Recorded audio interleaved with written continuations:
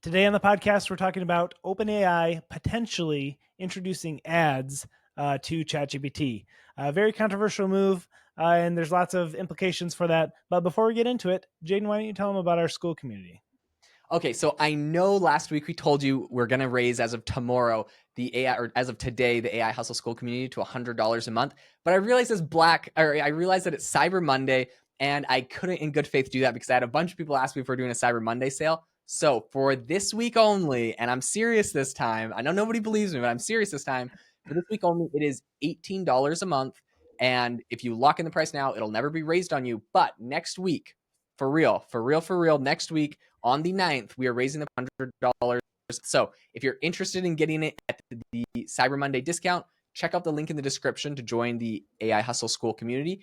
Every single week, Jamie and I record exclusive videos and podcasts and explainers that we don't put anywhere else, explaining how we're currently making money with AI tools, how much money we're making, and what kinds of processes we're doing for it. So if that is interesting to you, or if you have an AI hustle that you want to join a community to get tips on how to grow, go check it out for Cyber Week, the Cyber Week discount this week only. All right, let's get into what OpenAI is doing with ads in ChatGPT, which in my opinion is crazy. So the first thing I want to say here is that they're looking at doing this. Sam Altman apparently is not a fan of it, but I think the financial incentive is just too high. Now, I was kind of talking about this in another podcast earlier today.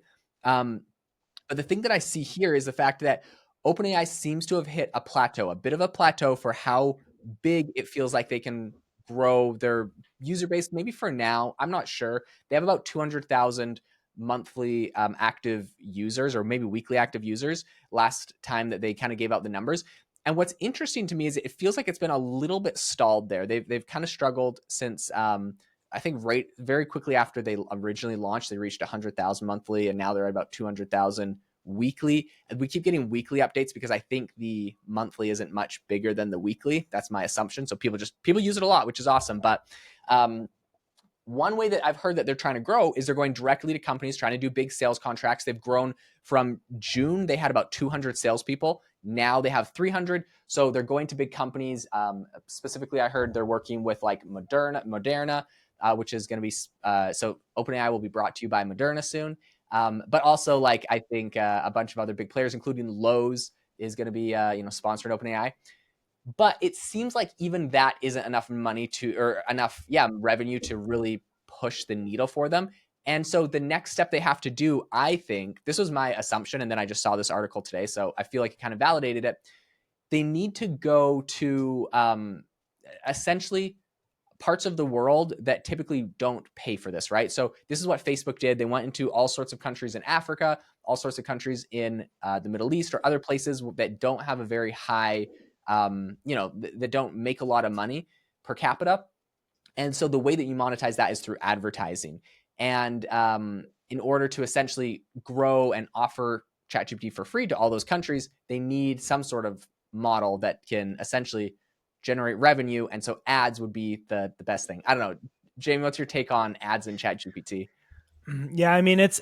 I think it's going to be a necessary evil. I just was getting some live feedback. The Amazon Web Service reInvent 2024 is actually live right now as we're talking, and they just announced that they're going to be switching all their AI servers over to liquid cooled servers, which I assume is a very expensive transition. But because again, we've talked about how much energy it takes to run these servers and chips, it's very expensive. And so Amazon fortunately has lots of other ways to make money, but ChatGPT doesn't yet. And so until they can really get a good revenue model built, I think ads are what they're going to have to do.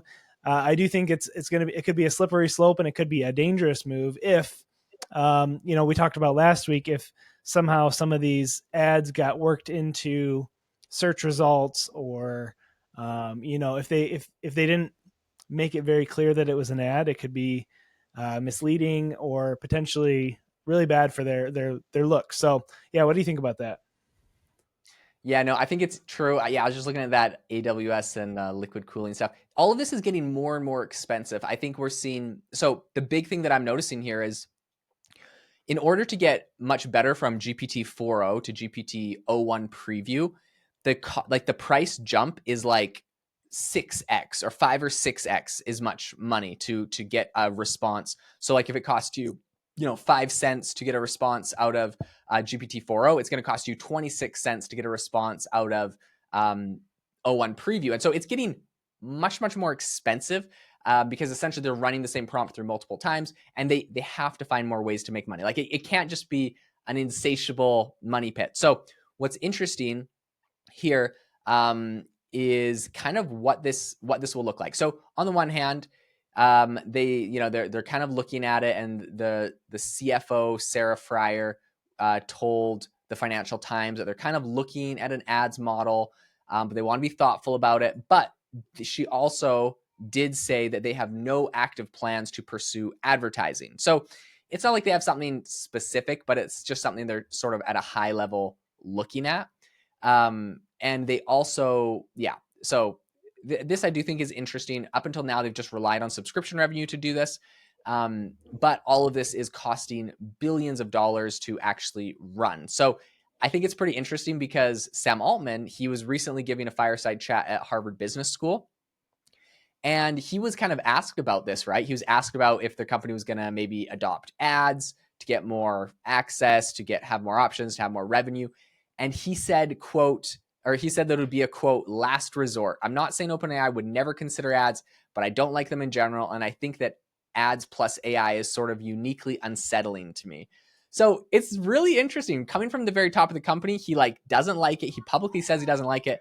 But at the same time, he's saying he's not ruling it out, and they might just almost be forced into doing it, I feel like. Yeah, I mean, I don't know what kind of companies it would make sense to even integrate naturally with ChatGPT, but I could only imagine it would start with other AI companies, 11 Labs, for example. But yeah, I don't know.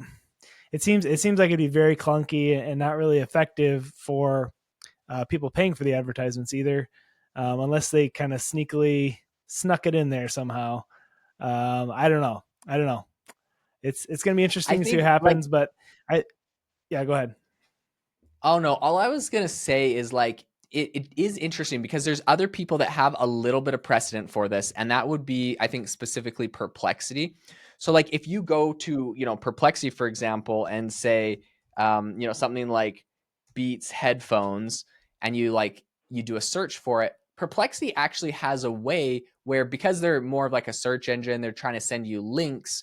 They have links to different actual products that they'll give you. But an interesting part about that is anytime that there's a link that goes to Best Buy, that's a sponsored link. So they kind of have this sponsored, these sponsored sections where it looks like Apple's doing them now, Best Buy's doing them now, and they're actually ads that that you can click on. Walmart has some, so it's kind of like Google Shopping. So it is interesting because that's a way that Perplexity is kind of monetizing in a way, like ads, like they have links. But it's true, there is definitely an element of it that feels unsettling because it's like, are you recommending me this because it's the best, or because it's because a sponsor is paying you? It's the same problem that you have with Right. influencers. Now, the one thing I will say is, if they're adding ads to my $20 subscription, I'm just going to use a software company that has an API to them that doesn't put any ads in, because why would I want to choose ads if I could help it? Now, if they're doing it for free users, that's fine. Like if you're not paying for the service, you are if you're not paying for it, you are the product, or whatever that saying is. But at the same time, I'm Yeah. definitely skeptical of it. If they're putting this on people that are paying customers, seems a little weird. Yeah, I mean, that I feel like that would be the shadiest of all if they did that. So it does make sense for the free customers. I mean, there's a lot of AI, tools that I will use. 11 Labs, for example. I don't want to pay necessarily for their, premium service because I'm not using them all the time. Every once in a while I do just for fun mostly. So I could see how, working an ad into that for me would make sense, or ChatGPT, if I'm just casually searching every once in a while. Yeah. I don't know. I don't know. It's going to be an interesting year. We'll see.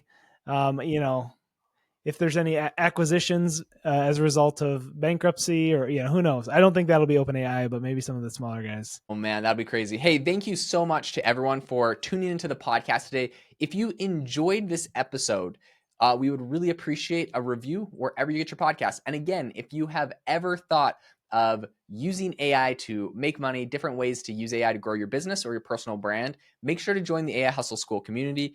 The link is in the description again for Cyber Monday, $18 only for this week. After this, it's raising to 100. So thanks so much for tuning into the podcast. We'll catch you guys next time.